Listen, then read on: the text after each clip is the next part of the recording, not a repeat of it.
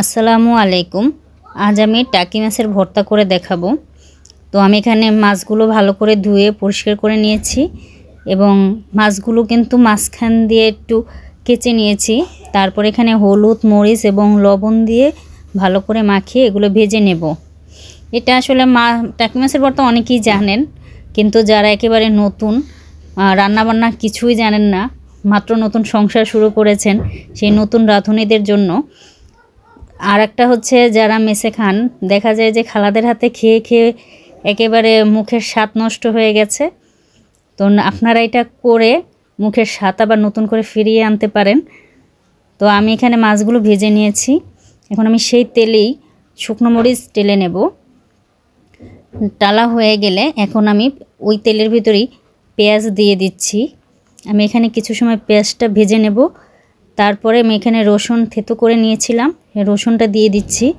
পেঁয়াজ রসুন ভালো করে টালা হয়ে গেলে তারপরে আমি মাছের কাঁটাগুলো ছাড়িয়ে নিয়েছিলাম, সেগুলো দিয়ে দিচ্ছি। আশা করি এই কাঁটা ছাড়ানোটা সবাই হয়তোবা পারেন। তো আমি এখানে মাছের মাথাগুলো নিইনি, মাছের মাথাগুলো ফেলে আর কাঁটাগুলো ফেলে আলাদা মাছগুলো বেছে নিয়েছি ভালো করে। তো বেছে নিয়ে এটা আমি আরেকটু সময় একটু ভেজে নেব। ভাজা আমার অনেকটা হয়ে এসেছে। এখন আমি এখানে সরিষার তেল দিয়ে দেব। সরিষার তেল দিয়ে আমি আরেকটু সময় এটা ভেজে নেব। তারপরে স্বাদ অনুযায়ী লবণ দিয়ে আরেকটু সময় ভাজবো।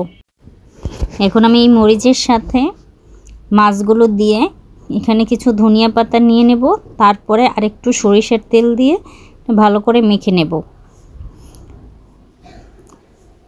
এটা আসলে খেতে টাকি মাছের ভর্তা খুবই মজা হয়। তো আপনারা একবার বাসায় করে দেখবেন, আশা করি সবারই খুব ভালো লাগবে। ভালো লাগলে লাইক, কমেন্ট এবং সাবস্ক্রাইব করতে ভুলবেন না, এবং যারা ফেসবুক থেকে দেখছেন তারা ফলো দিয়ে রাখবেন।